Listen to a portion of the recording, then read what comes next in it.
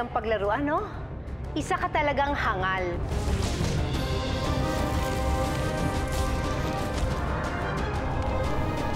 Save your strength and buntut pagi, Supermom. Dahil hindi pa ito ang simula ng round 1.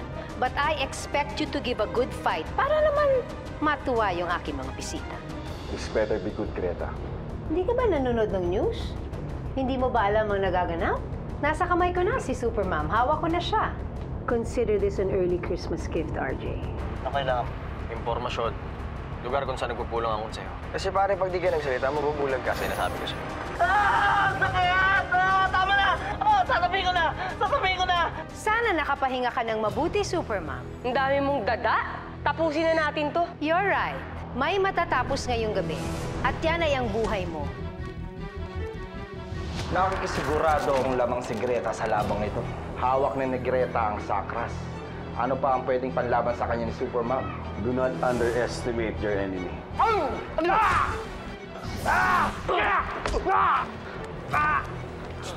Dali, bakit? May paparating na panganib. Sumusugod na ang mga tamaw sa baba.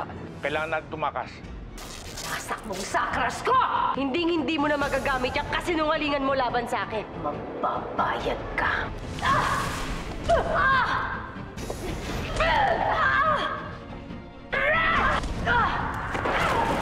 Sa akin kung sandata mo! Katapusan mo na, Minerva! Si Ma'am Minerva nga si Supermom. Sir, kailangan natin tumakas. Dumating na daw ang mga parat. Make sure Greta cleans up her mess. Sinasayag niyo ang oras ko! Greta Segovia! You are under arrest! Kung dati na hindi niyo kinailabanan ngayon. Wala nang magagawa ang Supermom niyo para ipagtanggol kayo. Oras na para sumuko kayo sa aming mga tamawo.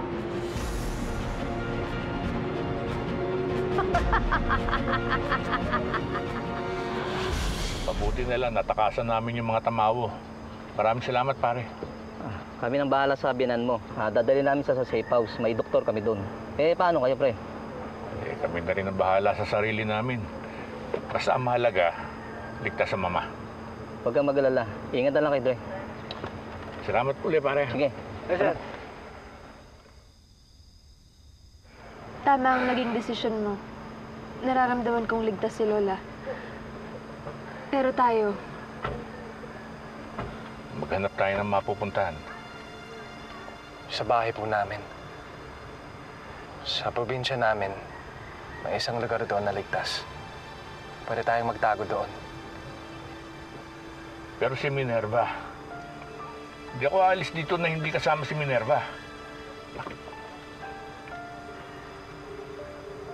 Hello?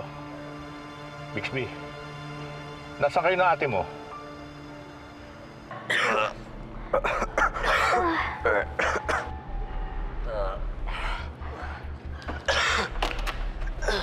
Shit. Okay lang kayo?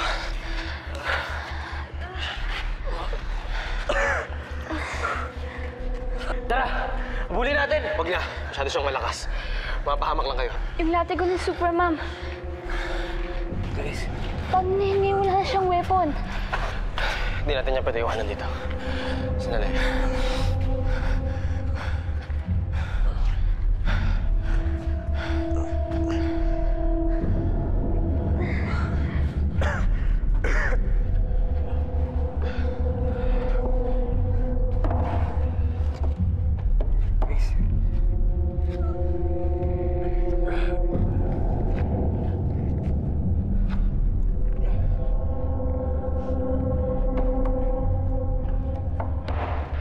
Kailangan natin umalis dito.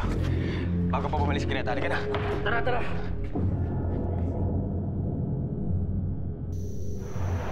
Bixby, ikaw na muna bahala sa ating Minerva mo, ha? Sige, Kuya Esteban. Parating na naman si Tatay at si Sir Jake. Minerva. Sige. Mag-ingat ka, Kuya Esteban.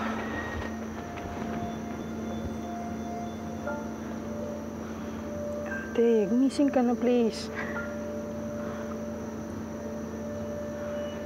Ate, gumising ka na.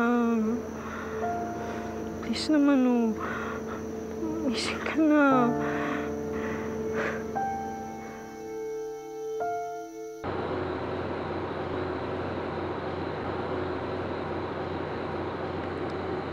Hindi pa rin ako makapaniwala na si Mami Nerva at si Supermom ay isa. Michelle, tama pala yung hinala mo noon. Mas nag-aalala ako ngayon. Kasi kung napamahal na sa atin si Supermom, syempre mas mahal ko pa rin si Ma'am Minerva. Sobrang daming sacrifices ni Ma'am Minerva sa atin. Tsaka grabe yung dedication niya sa pagtuturo niya sa atin. Imagine, guys. Kahit hirap siya sa pakikipaglaban as Supermom, hindi niya pa rin pinabayaan ang pagtuturo at paggabay niya sa atin. Tay! Lubhang nasaktan si Minerva. Nasaan ang mahiwagang buntot pagi? Sinira na ni Greta. Diyos ko, anak ko. Minerva, dali natin siya sa ospital. Hindi maaari, Mang Chaplin. Hindi pang karaniwang panggagamot ang kailangan ni Minerva para maghilom siya. Si Lola Tale. Baka may magawang paraan si Lola para maibalik ang lakas ni Minerva. Sige, tayo na. Sige.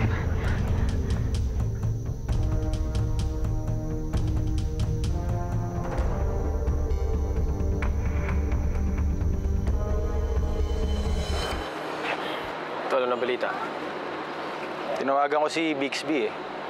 Nasa ligtas na lugar na daw sila pero wala pa rin malay si Minerva eh. Mukhang matatagalan bago makarecover si Minerva. Habang di pa nangyayari yun, walang maasang ibang tao kundi tayo lang.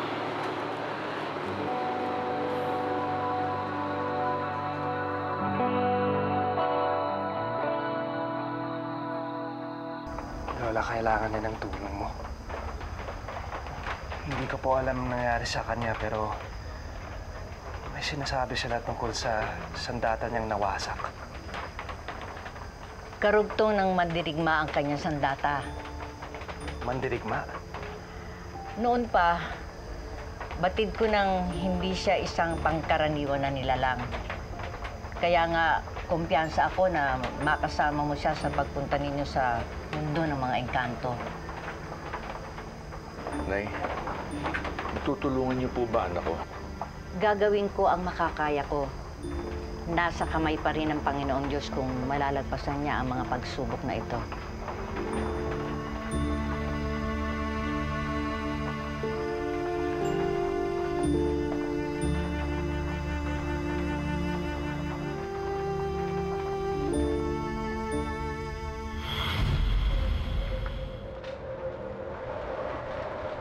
Hawak mo na si Supermom sa leg, pinakawalan mo pa! Wala na siyang sandata. Wala na siyang kakayahan para lipulin ang liping tamawo. Ang meron na lang siya, kakaunting lakas at mauubos din yun. Hindi ba kayo masaya sa naging achievements ko? Ang usapan, papatayin mo siya. Hindi mo natupad yun. Hindi pa naman tapos ang laban eh. Pwede ko pa siyang hulihin at patayin anytime na gusto ko. Ngayon pa nahawak ko ng mga sakras. Ano pa bang pinangangambahan ninyo? Supermom is no longer a threat.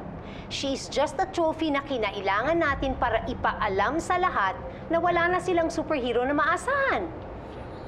You better be right, Greta. Dahil kapag pumalpa ka, alam mo na kung anong mangyayari sa'yo. Anong sinasabi mo? Are you threatening me? Baka naman nakakalimutan mo. Hawak ko ang mga sakras. Hawak mo nga ang mga sakras. Pero nasa akin pa rin ang mga tamaw. Ngayon, anong mangyayari sa trono kung wala naman tagasunod? Kaya sa akin ka pa rin mananagot, Greta. Now get Supermom and kill her! Yan nga ang gagawin ko eh. But for now, excuse me because I have a speech to prepare.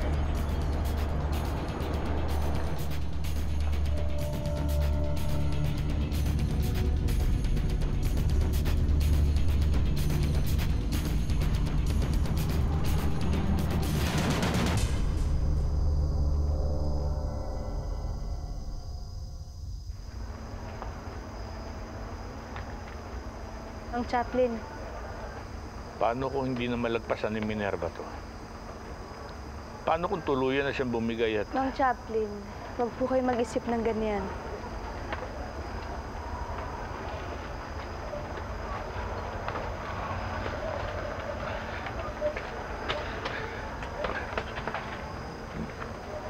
Minsan iniisip ko, kung tama bang pinayagan ko siyang yakapin ng tungkulin niyang ito. Walang mali sa naging desisyon niyo. Wala po kayong dapat pagsisihan. Hindi niyo dapat panghinayangan ang mga kabutihang nagawa ni Minerva bilang si Superman.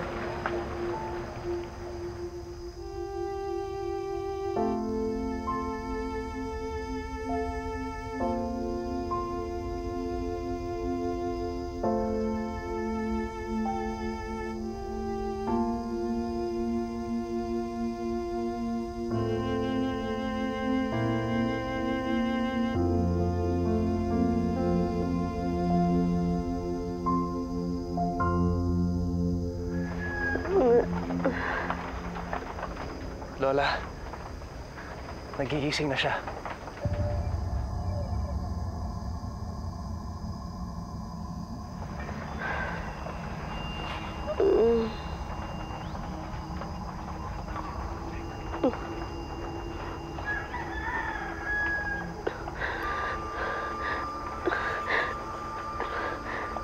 Lola, dali. Ako nga, Minerva. Salamat sa Diyos at nagkamali ka na.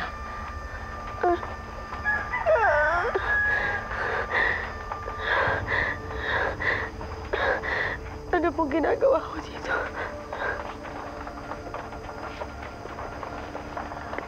Oh.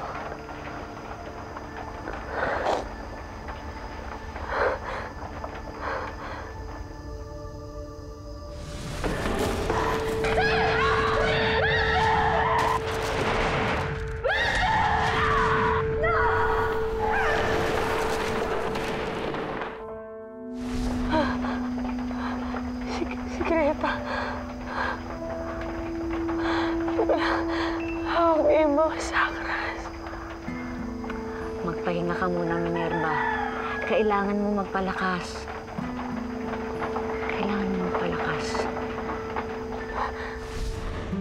Sakit mo sa data mo!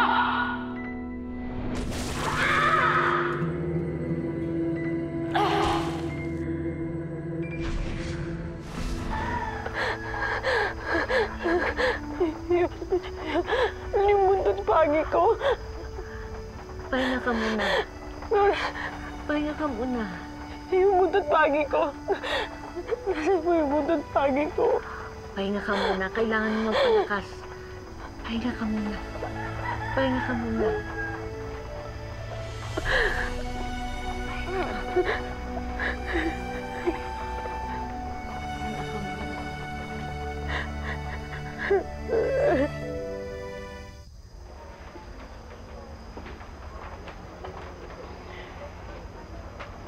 Sir Jake, kamusta si ate?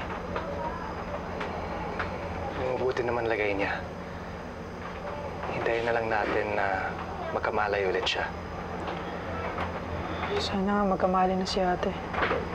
Kailangan na siya ng mga tao. Dahil siya si Superman. Hindi mo na kailangan itago, Bixby. Alam ko na yung totoo. Pero hindi pa rin ako makapaniwala. Si Minerva si Superman. Kasama ko siya sa school lagi. Pero hindi ko ni minsan inisip na siya nga si Superman. Iniingatan namin yung identity niya, Sir Jake. Dahil ayaw namin may madami pang iba sa laban niya. Pero mukhang imposible na yan eh. Dahil lahat ng konektado kay Superman, pinag-iinitan na ni Greta.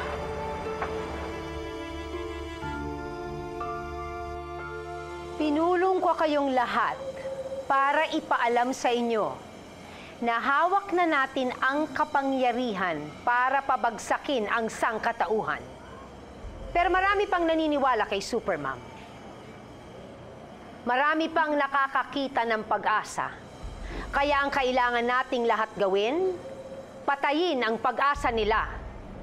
Kailangang mahanap na natin si Supermom.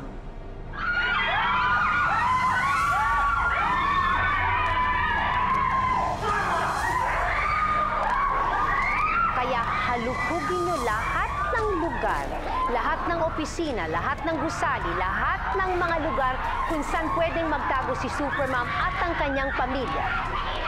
At pag nahanap sila, patayin silang lahat.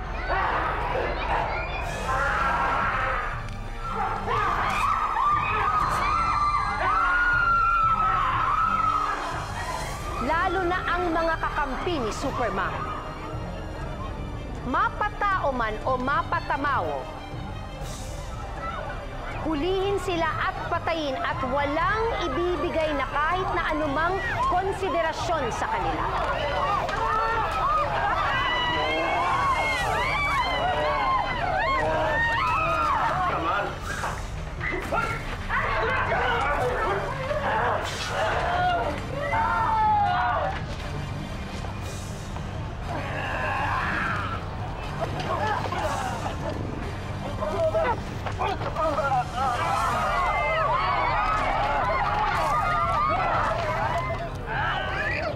Lahat ng klaseng kasamaan ay gawin sa kanila.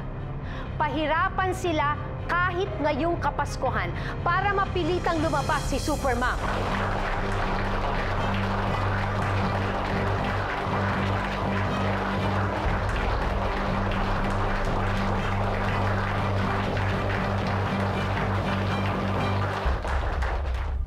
Malakas ka, ha? Malakas ka muna. Ate! Bixby, ate, okay ka na ba talaga? Maiwan ko muna kayo. Tay.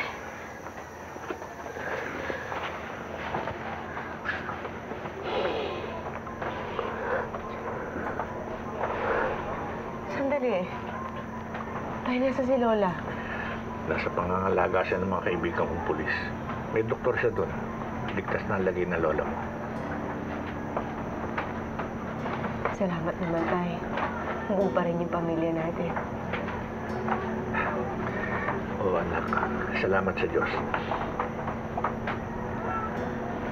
Si Esteban. At saka yung mga tumulong po sa akin. Nasaan po sila? Nakausap ko si Esteban. Ligtas sila, pero Ngayon, alam na ni Greta yung pagkatao mo bilang si Supermom. Kaya lahat ng kumakampi sa'yo at lahat ng tumutulong sa'yo, pinapahanap niya.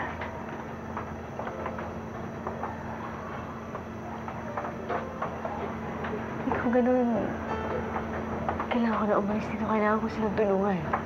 Minerva, paano mo silang tutulungan? Wala na sa'yo ang buntot pagi. Wala na rin sa'yo ang mga sakras.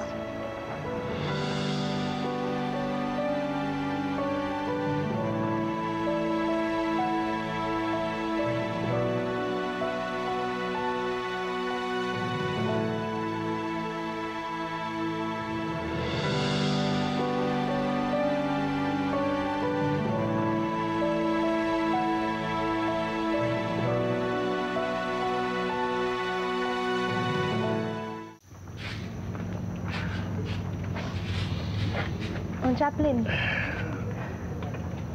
kung tutuusin, pwede na tayo manatili dito. Mukha naman ligtas sa lugar na to eh. Pero may tungkulin pong kailangan gampanan si Minerva. Hindi na pwedeng labanan ni Minerva si Greta. At alam mo yan, nakaligtas na siya. Ayoko na ulit mawala ng anak.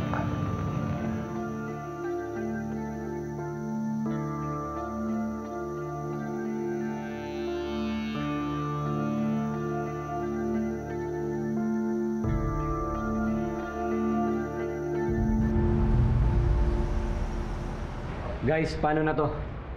Wanted na tayo sa lahat ng mga tamawo. Buti na lang talaga may secret identity tayo. Hindi na tayo matutukoy pag naka-normal tayo. Sige, hanggang kailan? Tandaan nyo, nagkalat ang mga tamawo nag-iispiya sa mga kampi ni Supermom.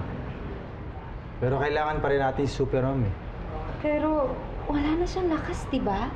Unless, tulungan natin siyang hanapin pa yung isang sakras. Anong sakras? Yung sa simbahan, remember? Hindi pa natin nakukuha yun. Tama. Pag nabigyan natin to kay Supermom, maaaring manumbalik ang kapangyarihan at lakas niya.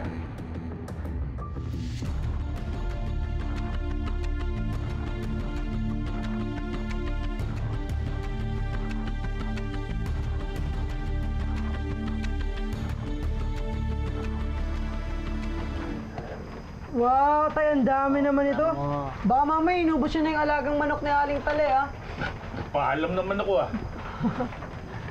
Saka marami tayong dapat ipagpasalamat ngayon dahil sa dami ng problema kahit papano, nakakaraos tayo. Tawagin mo na ate mo. Huwag na. Dinalan ko na siya. Bayaan niyo siyang magpahinga. Lola Tale! Lola Tale! Sino? Si Nardo. Pinsan ko. Lola. Uy, pinsan. Ano nangyari? Jake, sumugod ng mga tama ko sa bayan. Inatake na nila yung mga establisamento pati simbahan. Para sila mga terorista. Kanila na raw ang bayan. Marami na rin pong mga tahanan yung sinira nila. Pati po yung tahanan namin wala na. Marami na rin pong nagkahiwa-hiwalay na pamilya ng dahil sa kanila, Lola. Jake, pati panganay ko si Danny naiwan. Nawawala. Pinsan, dito muna kayo. Ligtas ang lugar na to. Sige, Insan, iwan ko asawa ko dito pero kailangan kong bumalik. Kailangan ko hanapin yung anak ko. Sa wakas. Ang tagal nating hinihintay ito. What took you guys so long? Kanina pa namin kayo hinihintay. Alam na namin mga tamawo kayo. Mga kampo ni Greta. Bingo. Tama ka. Kaya dapat matakot kayo sa amin. Kailangan na namin ng sakras. Just hand it over to me right now and I'll make sure na wala masasaktan. Hindi! Hindi!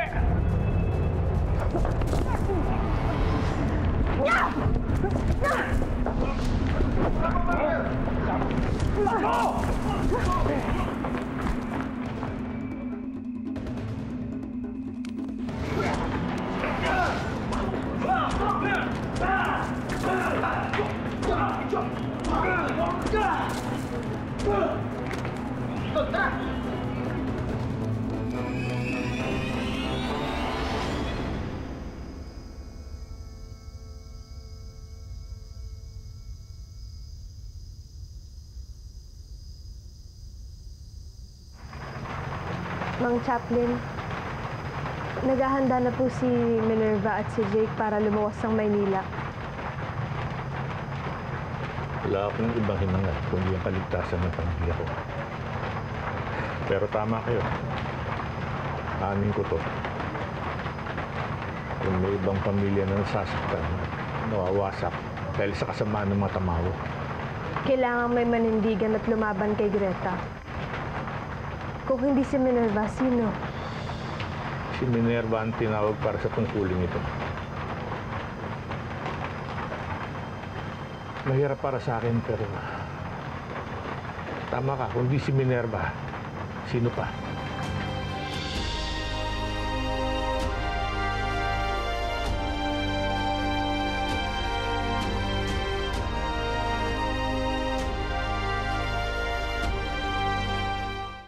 Alam kong walang katiyakan yung gagawin mo, anak. Pero ikaw na lang ang natitirang pag-asa ng taong bayan laban sa kasamaan ng mga tamawa. Aasa pa rin akong babalik ka.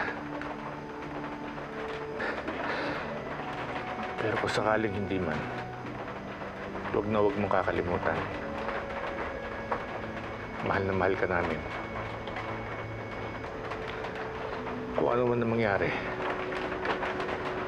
proud ako sa'yo, anak. Proud ako sa'yo, Supermom.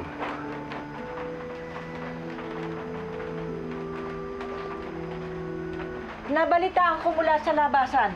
Paparito na daw ang mga tamaho. Ho! Tayo, anong gagawin natin? Wala na dito si Ate at si Sir Jake. Sino magtatanggol sa atin? Ako, anak. Ako ang ama ng pamilyang ito. Ako po protekta sa inyo. Sandali.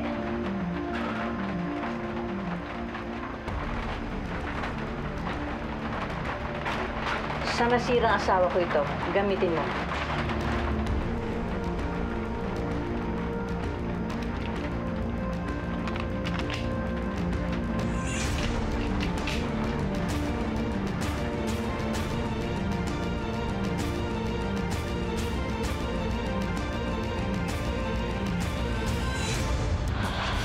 Ano pang hihintay natin?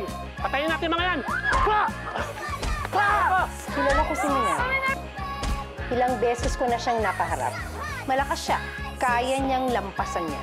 Anong ibig mong sabihin? Gusto niyong makaligtas si Supermom? Oo. Kung meron mang papatay kay Superman, dapat ako yun. Boss, narinig ko nag-uusap yung kampo nila, Supermom. Binuhay ulit siya. Hindi talaga tayo pababayaan ni Supermom. Ay, Minerva pala. Alam niyo yung sikreto ko? Yes, ma'am. Opo, ma'am. Papunta po talaga kami sa inyo. May bibigay po kasi kami. Ito pong mga sakras. Kayo po talagang karapat-dapat gumamit ng Supermom. Sapat na kaya yan laban kay Greta. Marami ng sakras ang nasa kamay niya. Pero sandali, ano kaya ang kapangyarihan ng sakras na to? Hindi na siya makakaligtas sa kapangyarihang taglay ng sakras.